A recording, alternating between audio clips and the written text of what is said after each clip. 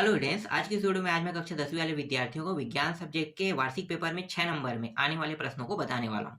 तो चलो 6 नंबर वाले प्रश्नों को देख लेते हैं। सबसे पहले इस अध्याय को देखेंगे। अध्याय 9 धातु एवं धातु कर्म। आपको जो प्रश्न मिलेगा वो धातु एवं धातु कर्म वाले अध्याय पर ही प्रश्न मिलेगा। तो 6 नंबर के प्रश्न में देखो, ये जो पहला प्रश्न है, सोना और प्लेटिनम का उपयोग गहने बनाने में क्यों किया जाता है। ये प्रश्न 6 नंबर के। देखो यहाँ पे आपको ये सिर्फ छोटा प्रश्न दिखाई दे रहा होगा, लेकिन मैं आपको बता दूं कि 3-3 नंबर के 2 प्रश्न आएगा आपके एग्जाम में। तो 3-3 नंबर के प्रश्नों को जोड़कर 6 नंबर के प्रश्न आपको देखने को मिलेगा। इसीलिए 3 नंबर के प्रश्नों को ही मैं बता रहा हूँ। तो ये एक हो गया। और ये जो प्रश्न है ये मोस्ट आईएमपी प्रश्न है।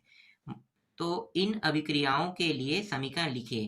क और ख दो दिया हुआ है, इनके लिए समीकरण लिखना। ये मोस्ट आईएमपी प्रश्न है। एक प्रश्न ये है, संक्षारण को प्रभावित करने वाले दो कारक कारक लिखे कह रहे हैं। तो ये प्रश्न आ चुका है 2024 में, तो इसके आने के चांसेस कम है, इसलिए मैंने इंपॉर्टेंट पे रखा है, मोस्ट इंपॉर्टेंट में नहीं रखा है। मोस्ट इंपॉर्टेंट का मतलब वो प्रश्न होता है जिनके चांसेस ज्यादा होते हैं, जैसे कि ये वाला प्रश्न। ठीक है, ये मोस्ट आईएमपी में है। मोस्ट आईएमपी प्रश्न। तो मोस्ट आईएमपी प्रश्न में सोडियम, पोटेशियम और कैल्शियम धातुओं को उनके यौगिक से विद्युत अपघटन द्वारा प्राप्त किया जाता है, क्यों? ये प्रश्न है। वातावटी में तापमान उच्च बनाए रखने हेतु कौन सी अभिक्रिया सहायक होती है।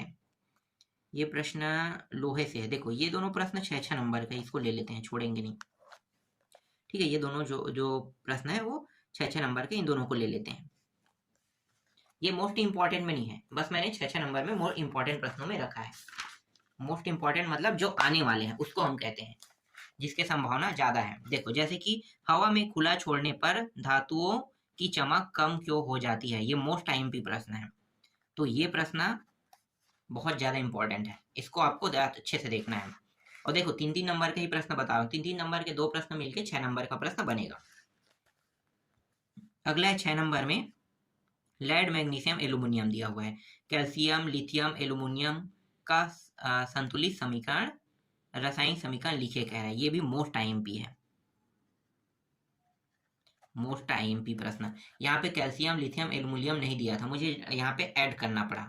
ठीक है, तो ये मैं दूसरे जगह से लाया हूँ, इसलिए ये जो प्रश्न है इसमें ये कैल्शियम, लिथियम और एल्यूमिनियम नहीं दिया था, बस लेड का दिया है, मैग्नीशियम, एल्यूमिनियम का दिया था, तो यहाँ पे मैंने ऐड कर दिया। ठीक है, इसे ध्यान देना। देखो अब ये जो प्रश्न है ये भी आगे, संक्षारण किसे कहे, संक्षारण से बचाव के कोई 2 उपाय लिखिए। तो ये आ चुका है, इसके आने के चांसेस कम रहेगा। देखो संक्षारण से बचने के वाले उपाय वाला है ना, ये भी आ चुका है यहाँ पे, बस इसे मैंने टिक कर दिया, 6 नंबर में आ चुका है। अब देखो ये वाला प्रश्न, अयस्कों को कितने वर्गों में बांटा जा सकता है, प्रत्येक अयस्क के एक एक उदाहरण भी सूत्र सहित लिखिए। तो ये 6 नंबर के प्रश्न है, ये इंपॉर्टेंट प्रश्न में है। इसके बाद ये वाला प्रश्न देखो, भर्जन किसे कहते हैं, ये भी मोस्ट आईएमपी प्रश्न में है। तो मोस्ट आईएमपी प्रश्न वाला है, आपको इसको पढ़ना है। जो भी प्रश्न मैं मोस्ट आईएमपी में बता रहा हूँ उनको तो आपको छोड़ना ही नहीं है, छोड़ना ही नहीं है, याद रखना। एक बार आप उन प्रश्नों को छोड़ सकते हो जो मोस्ट आईएमपी नहीं है, बाकी मोस्ट आईएमपी प्रश्न को आपको पढ़ना ही पढ़ना है। मोस्ट आईएमपी प्रश्न ही अधिकतर एग्जाम में आते हैं। खनिज और अयस्क में अंतर, तो ये भी मोस्ट आईएमपी है।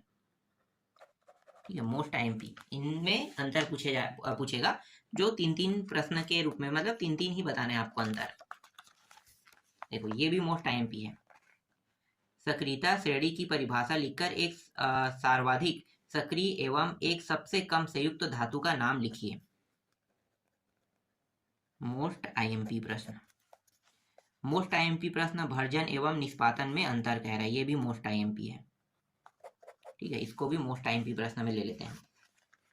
ये भी है, अयस्क, खनिज, धातुमल, गालक में कालक के परिभाषा कुछ भी पूछ सकता है, तो आपको यही लिखना है। तो ये भी मोस्ट आईएमपी प्रश्न है।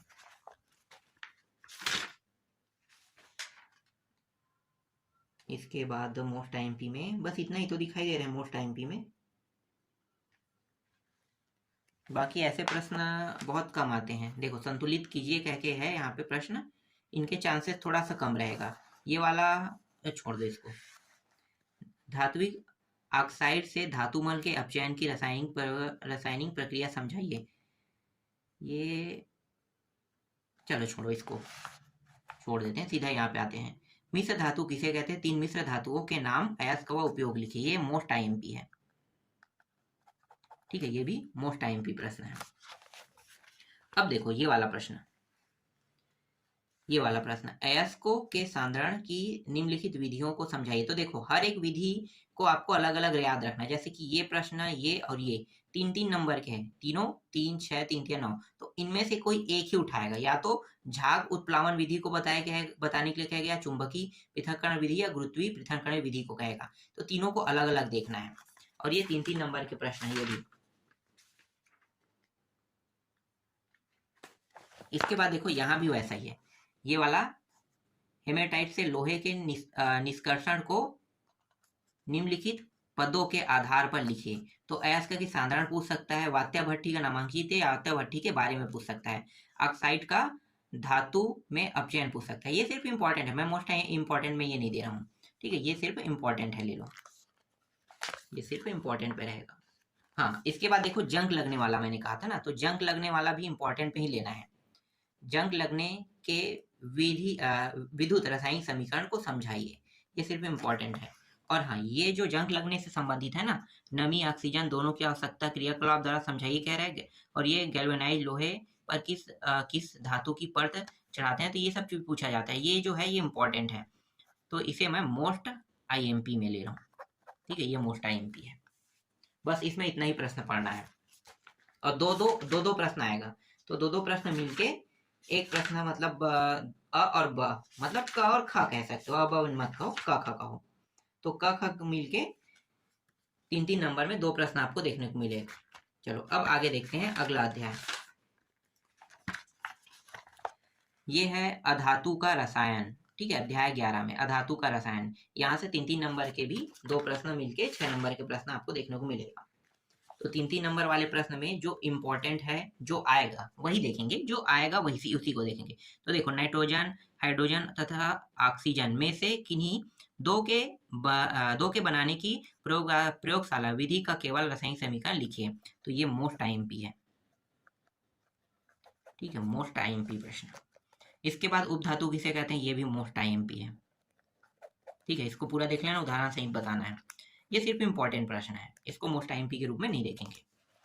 इसी तरीके से देखो ये हाइड्रोजन के समूह वाला है ना, फर्स्ट ब्लॉक और समूह 17 दोनों में रखा जाता है वाला, तो ये सिर्फ इंपॉर्टेंट है 6 नंबर में। और हीलियम, नियान, क्रिप्टॉन, ये क्या सब के सब अक्रिय गैस क्यों कहा जाता है, ये पूछा है, ये भी 6 नंबर का प्रश्न है। इसके बाद ये वाला देखो, पोटेशियम परमैंगनेट को गर्म करने पर क्या होता है, समीकरण सहित समझाइए, मोस्ट आईएमपी प्रश्न है। और इसी को हम ऑक्सीजन बनाने की प्रयोगशाला विधि कहते हैं, 2 अलग अलग नामों से जाना जाता है। अगर ये प्रश्न ऑक्सीजन बनाने की प्रयोगशाला विधि के नाम से पूछा जाएगा या पोटेशियम परमैंगनेट, तो दोनों एक ही है। फिर ये है रासायनिक गुणों के आधार पर धातु और अधातु के 3 अंतर, तो ये भी मोस्ट आईएमपी प्रश्न है, ठीक है, मोस्ट इंपॉर्टेंट प्रश्न है, इसको छोड़ना नहीं है। ये प्रश्न एक बार एग्जाम में आ चुका है, हाइड्रोजन के कोई 3 औद्योगिक उपयोग लिखे कह रहा है, तो ये आ चुका है, तो इसके आने के चांसेस नहीं के बतौर रहेगा। फिर ये वाला प्रश्न देखो, ये मोस्ट आईएमपी है।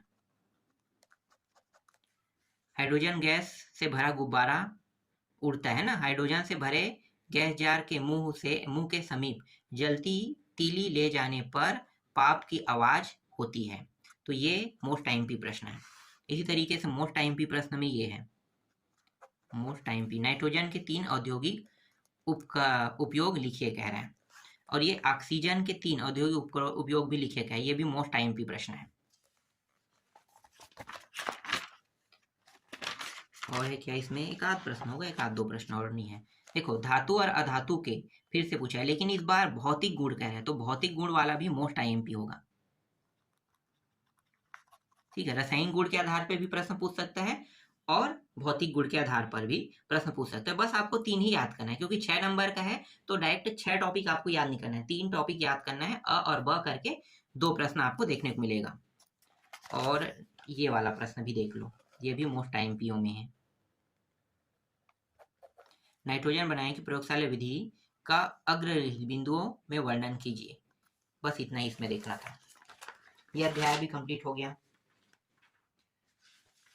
अब मैं आप लोगों के लिए एक ऐसे अध्याय को लेकर आ रहा हूँ जिसमें 6 नंबर और 4 नंबर के भी प्रश्न दोनों देखने को मिलेगा। जैसे कि अध्याय 7 जैविक प्रक्रिया, पोषण, परिवहन, श्वसन और उत्सर्जन। तो दोनों है, तो पहले 6 नंबर का देख लेते हैं, उसके बाद 4 को भी देख लेंगे। तो 4 और 6 दोनों को एक ही में देखना है। तो सबसे पहले 6 में देख लेते हैं। 6 में छोटे छोटे प्रश्न आएंगे 3 नंबर का। तो 3 नंबर के प्रश्न में देखो कौन सा आ सकता है। देखो ये आ सकता है ये जो एंजाइम वाला है ना, तो ये आ सकता है प्रकीर्णों के नाम लिखे कह रहा है। तो ये जो है ये प्रश्न है, ठीक है, इसको देखना है। तो ये मोस्ट आईएमपीओ में से एक है, ठीक है, मोस्ट इंपॉर्टेंट प्रश्नों में से एक प्रश्न है ये। और है क्या मोस्ट इंपॉर्टेंट प्रश्नों में से, वहां पे तो नहीं है। चर्चा को छोड़ देते हैं, पहले तो 6 को मैं बताने वाला हूँ। देखो 6 नंबर में ये है, मनुष्य में पाए जाने वाली पाचन ग्रंथियों के नाम। तो ये भी मोस्ट आईएमपी प्रश्न है, ठीक है, मोस्ट इंपॉर्टेंट प्रश्न 6 नंबर वाला। अब 6 नंबर में देखो ये वाला प्रश्न, प्रकाश संश्लेषण की परिभाषा लिखकर प्रक्रिया का रासायनिक समीकरण लिखिए। तो ये भी मोस्ट आईएमपी प्रश्न में है, ये 6 नंबर का है। ये भी 6 नंबर का प्रश्न है। स्वपोषी और विषमपोषी को उदाहरण सहित समझाइए। 6 नंबर में ये भी है मोस्ट आईएमपी। मनुष्य में मूत्र का निर्माण तथा उसका निष्कासन क्यों आवश्यक है। ये भी 6 नंबर का है, मोस्ट आईएमपी, ठीक है। अमाशय में स्रावित HCl का कार्य बताइए। फिर ये वाला प्रश्न जो है ये 4 नंबर के छोड़ दो, 4 को बाद में देखेंगे, पहले 6 को देख लो। रुधिर क्या है, ये भी मोस्ट इंपॉर्टेंट है, ठीक है, मोस्ट इंपॉर्टेंट प्रश्न है, ये भी मोस्ट इंपॉर्टेंट प्रश्न है, मोस्ट इंपॉर्टेंट प्रश्न है। और ये 4 का छोड़ देते हैं, 4 को अलग कर देते हैं। सीरा और धमनी वाला देखो, सीरा और धमनी ये 6 और 4 दोनों में आ सकता है। तो यहाँ पे मैं इसे 6 नंबर में रखा हूँ। यहाँ से आपको ज्यादा से ज्यादा 4 तक के आपको देखना है, ठीक है, 4 तक के देखना ही देखना है। तो 4 1 से लेके 4 तक के देख लेना, जो भी सरल लगे उनको उठाना है 6 में से। तो ये भी मोस्ट आईएमपीओ में से एक है। और आक्सी और अनाक्सी श्वसन, देखो आक्सी और अनाक्सी श्वसन वाला, ये भी मोस्ट आईएमपीओ में से एक प्रश्न है। और है क्या, हाँ एक और प्रश्न है। देखो ये प्रश्न जो आया था ना 2024 में, तो यहाँ पे मनुष्य के पाचन तंत्र का स्वच्छ एवं नामांकित चित्र बनाई, मतलब चित्र बनाने के लिए आया था। और सिर्फ 1 नंबर में आया था, ध्यान देना, 1 नंबर में 2024 में आया था। मतलब 1 और 2 ब खंड के ब प्रश्न है, तो 2 प्रश्न आया था, तो बस चित्र बस बनाने के लिए कह दिया था, और दूसरा टॉपिक से 2 नंबर के अलग से प्रश्न उठा दिया था। तो ऐसे करके 6 नंबर मतलब 3 नंबर में आया था। तो यहाँ से जो प्रश्न है फिलहाल इसे देखना मत, ये कोई मतलब का नहीं है, यहाँ से मुझे नहीं लगता उठाने वाला है। अमाशय या कुछ को उठा सकते हैं, लेकिन छोड़ दो, चलो इसको पूरा हटा दो, इसमें टाइम वेस्ट करने की कोई जरूरत नहीं है। 2024 में भी आ चुका है, फालतू है वो, आएगा नहीं। इसके बाद देखो जैविक प्रक्रिया के दूसरा नियंत्रण एवं समन्वय से है। तो यहाँ से कौन कौन से प्रश्न आने वाले हैं 6 नंबर में देख लेते हैं। सिर्फ 6 पे बात करेंगे, 4 नंबर के प्रश्नों को 4 नंबर वाले टॉपिक में बताऊंगा। देखो समन्वय क्या है, एक उदाहरण दीजिए कह रहा है, ये मोस्ट आईएमपी है, ठीक है, मोस्ट आईएमपी प्रश्न। केंद्रीय तंत्रिका तंत्र के प्रमुख भाग कौन से हैं। ये 3 भाग है, चलो इसको ले लेते हैं मोस्ट आईएमपी, क्योंकि 3 भाग है ना, 1 2 3, तो ये आ सकता है। यहाँ पे इसे इस तरीके से भी पूछ सकता है कि केंद्रीय तंत्रिका तंत्र के प्रमुख 3 भाग कौन से हैं, तो तीनों भागों को बताना है। इसके बाद 6 में देखो ये वाला प्रश्न, किन्हीं 2 पादप हार्मोन के नाम बताइए। तो 2 की जगह में ये 3 भी कह सकता है। अगला है ऐच्छिक क्रिया किसे कहते हैं, एक उदाहरण दीजिए, ये भी मोस्ट आईएमपी है, ठीक है, मोस्ट इंपॉर्टेंट प्रश्न। इसके बाद देखो ये पीयूष वाला आ चुका है, पीयूष ग्रंथि को मास्टर ग्रंथि क्यों कहते हैं। कभी कभार एक आध प्रश्न रिपीट हो जाता है, हर पेपर में एक प्रश्न रिपीट होता है, तो मैं कहूंगा 2024 को छोड़ दो, सीधा हटा दो। एक प्रश्न ही रिपीट होगा ना, तो एक प्रश्न रिपीट के लिए सारे 2024 के सारे प्रश्नों को थोड़े पढ़ोगे, तो बंद कर दो, वो ज्यादा बेटर रहेगा। इसके जगह में अगले को पढ़ लेते हैं, मोस्ट आईएमपी प्रश्न। पादप हार्मोन किसे कहते हैं? किन्हीं दो पादप हार्मोन्स के नाम व उनके दो कार्य लिखे। ये है मोस्ट आईएमपी प्रश्न।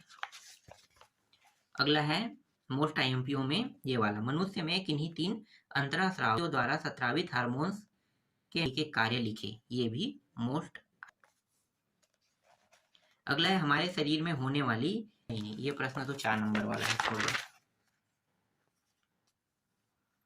ठीक है 6 वाले बस देखेंगे। ये है अनैच्छिक क्रियाएं तथा प्रतिवर्ती क्रियाएं क्या है, एक दूसरे से किस प्रकार भिन्न है। तो ये भी मोस्ट आईएमपी प्रश्न है। इसके बाद अगला देखो, तंत्रिका तंत्र और हार्मोन के स्राव में इस कथन की पुष्टि कीजिए। प्रश्न है, फोकस नहीं करना है। मस्तिष्क के विभिन्न भागों का वर्णन चित्रित कीजिए। ये प्रश्न भी मोस्ट आईएमपी प्रश्न। ये प्रश्न जो है मोस्ट 4 और 6 दोनों, ठीक है 4 में भी आ सकता है 6 में भी आ सकता है। किन्हीं स्रावित मतलब ये भी है, ये सिर्फ और इम्पोर्टेंट। एक अध्याय और है, उसको देखो, ये है अंतिम अध्याय समझो, 6 नंबर वाला अध्याय 14 जैविक प्रक्रिया प्रजनन वृद्धि और परिवर्धन से आने वाला है। ताकि आएंगे वाले हैं 4 वाला। देखो ये प्रश्न है, निषेचन की प्रक्रिया में क्या भूमिका होती, प्रश्न है, ठीक है मोस्ट इंपॉर्टेंट प्रश्न। ये प्रश्न है, प्लेसेंटा किसे कहते हैं, इसके कार्य लिखिए। तो ये मोस्ट आईएमपी प्रश्न है, ठीक है मोस्ट आईएमपी प्रश्न। इसके बाद अगला मोस्ट आईएमपी, ये प्रश्न 4 नंबर में भी है, ठीक है दोनों में है, तो मैं इसे 4 6 दोनों में ले रहा हूँ, 4 6 दोनों का। ये सिर्फ 6 नंबर में रहेगा। तो आईएमपी प्रश्न, नर युग्मक एवं मादा युग्मक के कोई 3 अंतर लिखे। तो ये भी सिर्फ इंपॉर्टेंट, चलो इसको इंपॉर्टेंट बस में रहने दो, ठीक है नर युग्मक प्रश्न। इसके बाद ये वाला प्रश्न देखो, बाह्य निषेचन एवं आंतरिक निसर्ग कह रहे हैं, एवं परिवर्धन से आप क्या समझते हैं, संक्षिप्त प्रश्न बस में लो। महिला के स्वास्थ्य किन किन बातों का मोस्ट आईएमपी है, इंपॉर्टेंट प्रश्न। अगला है, क्या गर्भ में पल रहे अनिवार्य है, क्यों, ये सिर्फ इंपॉर्टेंट है। प्रजनन किसी प्रजाति की समष्टि के स्थायित्व में किस प्रकार सहायक है। क्या सभी पौधे में बीज होते हैं, जिनमें बीज नहीं बनते हैं उनके नए संतति कैसे बनते होंगे, इसके बारे में पूछेगा। तो ये भी इम्पोर्टेंट में लेना, ठीक है समझो, मोस्ट इम्पोर्टेंट पे नहीं आ रहा है। इसके बाद 6 नंबर में ये है, अंडाशय तथा अंडवाहिनी का क्या कार्य है। ये भी इम्पोर्टेंट बस में रखो।